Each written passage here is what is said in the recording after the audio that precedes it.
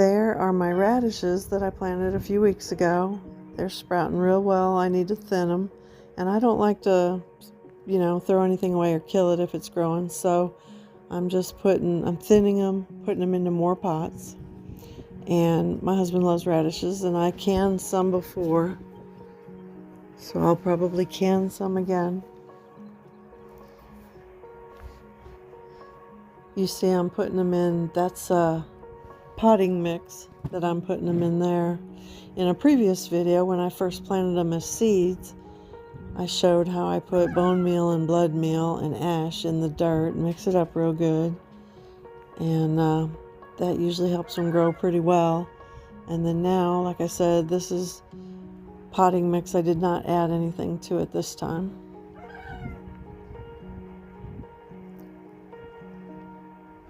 In that video where I planted the radish seeds, I also planted a bunch of others. I planted some pepper and tomato, cabbage, carrots, beets, onions, and lettuces, spinach and lettuce and romaine.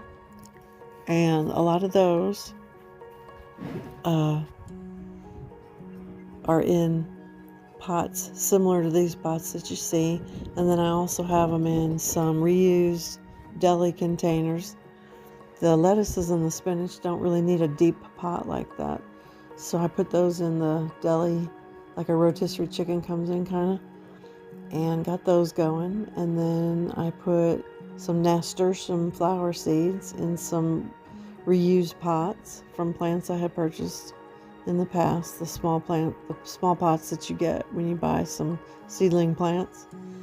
I've got nasturtiums in those, and then I also have tomatoes and peppers. I have sweet peppers and jalapeno peppers and cayenne in reused pots. I try to reuse things, try to do things in an inexpensive way, and I also don't like throwing things out if they have a use, so I reuse a lot of things.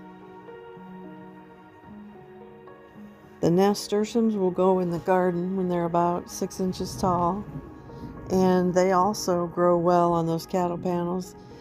They're kind of a vining flower, and they help keep away bugs. They draw aphids. They're like a sacrifice plant. They take bugs off of the other plants so that they can